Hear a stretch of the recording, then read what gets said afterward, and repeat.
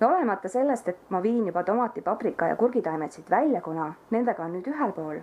Meil on olnud väga soe ja soodne sügis ja mulle tundub, et see kestab veel paar nädalat. No vähemalt see polükarbonaadist kasvuhoone hoiab väga hästi sooja ja kuna mul on muld ka siin natukene kõrgemal tasemel kui õues, on ka muld päris soe. Ja sellised tingimused meeldivad just erinevatele lehtköögiviljadele, kellele meeldibki natukene jahedamas kasvada ja see hoiab ka ära nende ennakõidumise. Minule väga meeldib seda hooaega pikendada, et mul on siin veel tulemas lehtsalatit. Siin on punast pak choi'd, temale just meeldib sellises valguses, aga jahedamas kasvada.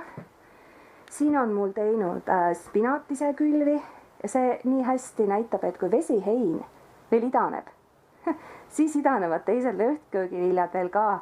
Nii et isegi kui ma praegu paneksin siia veel rukolat juurde, siis ma saaksin isegi selle saagi kasvatamisega ühele poole enne, kui päris talv tuleb. Ja spinati puhul ongi see huvitav, et see on siin ise külv ja siis kui ma nägin, et mõned siin hakkasid tärkama, spinati idulehed muide on väga kergesti ära tuntavad, sellised piklikud, siis ma hakkasin seda väikest platsi siin kastma. Vesihein ka idaneb, eks ole, mis on hea indikaator. Siis see näitab nii hästi seda, et kuna see spinati seeme on siin mulles kogu aeg olnud, siis ta idaneb alles siis, kui temperatuurid on jahedamad. Nii et sa tead, et sügis päriselt ka tuleb ja nüüd üks still on ka siin tärganud. Ja siin teisel pool ka mul on mõned külvid veel tehtud. Ühel aastal meil isegi selline enam-vähem soojem periood kestis peaaegu jõuludeni. Siis ma sain tilli, peeterselli ja selliseid lehtköögivilja noppida isegi peaaegu jõuludeni välja.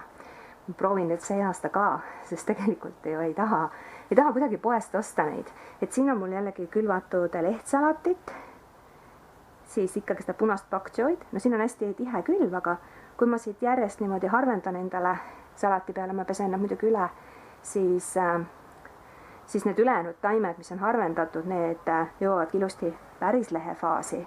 Siit on tulemas lehtpeeti, mis on ka tegelikult väga hea spinati asemel kasutamiseks.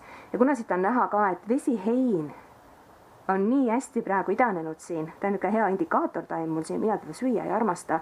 See tähendab seda, et ma võin rahulikult siia veel külvata näiteks rukolat või teisi lehtköögivilju, kes tegelikult eelistavadki jahedamas temperatuuris kasvamist.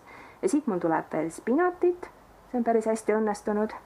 Kui ma suvel külvasin õue vana maasikameendra peale, siis mul see külm nii hästi ei tulnud välja samast seemnepakist, aga kohe on näha, kui temperatuurid on madalamad, siis spinatile see kohe väga meeldib.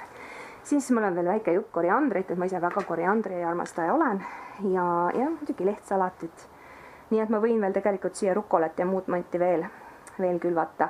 Nii et niimoodi ka saab tegelikult oma hooaega pikendada ja üldse ei pea muretsema sellepärast, et õues on jahedam, sest kasvuhoone ise hoiab piisavalt sooja.